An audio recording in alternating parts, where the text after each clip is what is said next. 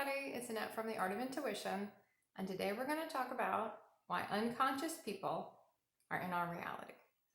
I will get this question quite a bit. How did I get stuck, and I hear that word too, in an unconscious reality with unconscious people in an unconscious job, whatever it is for you? A lot of people had to maybe move back home with their parents and they're unconscious. But when we say the word unconscious, we want to I want to just say it's just the space they're in. It's just kind of to use a word to explain something. It's not a judgment on where anybody is. We all started out unconscious. That's where we started. So just keep that in mind as we go through this, because we're not trying to place a hierarchy on where everybody is. But when we get placed in these situations, and there's a zillion reasons you're there, we're just going to go over a couple today, because you're going to have to look inside to see what are the other 100 million reasons I'm in these situations. But we get in these situations because we agreed to it. It's a really short answer. We agreed to it. We agreed to be there. We agreed to bring consciousness to this reality, to these people, and they agreed to it too. And that always seems to be the part where we kind of skip over. They agreed to it too. Now, the more conscious you become, you don't really have a subconscious anymore. It's now just your consciousness. You know what's going on everywhere. You understand why you're in all the realities. You understand why you're here. But they might not know. They might not remember that they agreed to this. It's in their subconscious somewhere that, I agreed to have an awakening process start here, or be exposed to consciousness here. It's going to be different on your agreement with everyone, what you were supposed to do with them. But if they're in your reality, they agreed to you. They're not a victim to you either. They agreed to you. They agreed for you to be there, agreed for you to do this. That was their agreement, even though they don't remember it.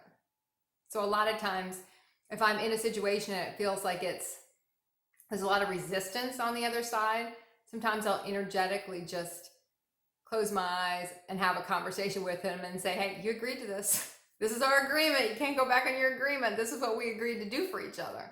I'm clearing programming by working with them, and they're getting exposed to consciousness. Now, how do we do that? Sometimes we have to be a little tricky about how we kind of sneak things in. Sometimes we can use crystals, we can use Endars, we can, just open people up to having different conversations. Sometimes we can just be in their presence.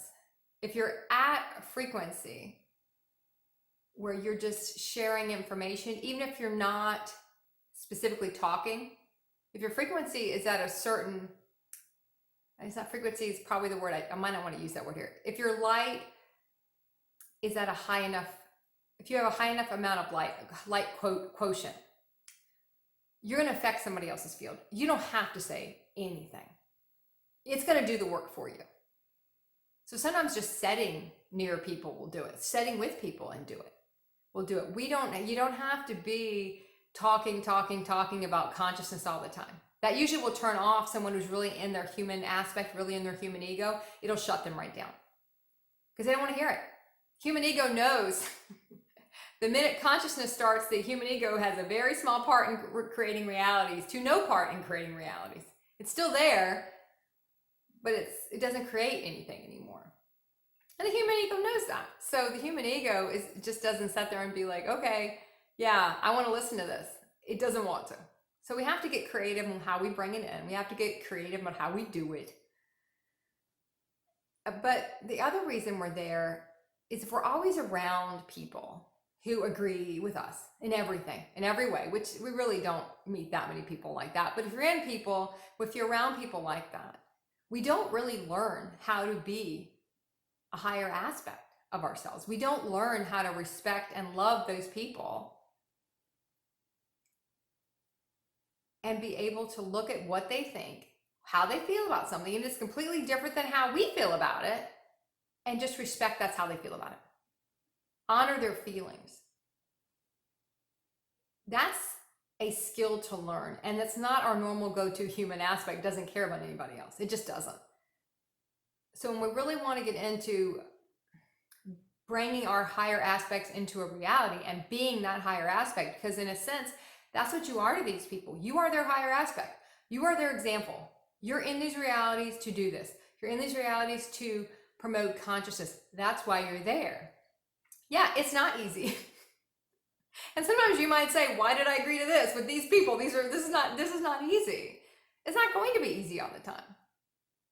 We have to be kind of creative with how we do it and understand that there are some people that might stay kind of fixed in your reality for a while and then they're gone. Because the more light you're transmitting out, people can't take that frequency if they're really in a carbon-based body, in a human body. Their DNA hasn't started changing yet. Everything hasn't started morphing for them. They can't take a lot of you. They might take 2 hours of you every 3 months, and that's it. And there might be times when you live with people and you're stuck with, no, stuck's not really the word. You might feel stuck with these people for months and months at a time. It's going to shift. So don't be upset when people leave. Don't be upset when people can't take but so much of you. It's not personal. Our human wants to take it personal. It's not about us. It's not personal. They cannot take the frequency for long periods of time, and they have to go. And you'll be able to see it in people. You can see the glassy. I can usually feel it myself because I'll start to get tired. And when I start to, sometimes I don't get that. But lately it's been I've gotten tired, and I can tell it's because their energy shifted to where they're pulling more. Their frequency's pulling a little bit more, and I'm getting tired. That might be after 4 or 5 hours, but I'll just get tired. I'll start to yawn and feel like you're being really rude. But you just can't. It's time to end the exchange. They've had all they can take. There's no reason to continue it. And sometimes we have to look at realities and see, I know I'm supposed to bring consciousness here. You can look back and go, wow, we've come a long way. Look how much I've been able to impart here. Look how many people, even if you just plant a seed, drop a word. Sometimes humans don't like when you leave them out of something. Go plan an activity to do something that is more of a consciousness vibe to you, whatever it is, and see who comes, and who doesn't come, they feel left out or they don't get invited. Eventually they don't like that, and they'll want to be included. Human does not like to be left out or left behind. It is ingrained in the human to not want to do that. So they'll want to be there, even though they don't know why they're there. So you have to kind of remember that too. They don't remember they've agreed to this. But that doesn't mean you go in and really ram it down their throats, because normally that's not going to work. We have to be a little crafty. We have to be a little shifty. And there might be some realities where you get to a point where you're like, okay, I'm just beating my head against a wall on this one. Maybe I don't need to be here anymore. And everyone's got to kind of take a look inside themselves to when do you hit that point. If you keep getting an ego reaction, even though, remember, energetically, you've done a lot for the situation just being there. You've still accomplished a lot. It might be time to go. Normally for me, people just kind of exit out, and I might see people every 4 months, every 6 months. It depends. And your human wants to take it personal, but then you understand it's not. They just can't take you. And that's all it is. So figure out creative ways to do it. I'm trying to think if I can give you some creative ones right off the bat. I can't even think of anything right now, but usually I will slip crystals in jars. I'll shift people's words.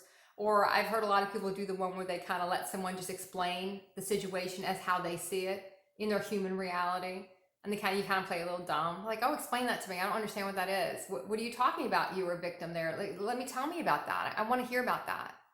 Explain that to me. And then you're like, oh, I don't get it. Oh, I see now. I understand what you're trying to say. Have you thought about it in this way? There are different ways we can do it. We don't have to be, down their throat with it. And we don't also have to hold up our hands and go, I don't want to be part of this reality. We're there for a reason. We agreed to it too. So let's honor our agreements and keep practicing the art of intuition.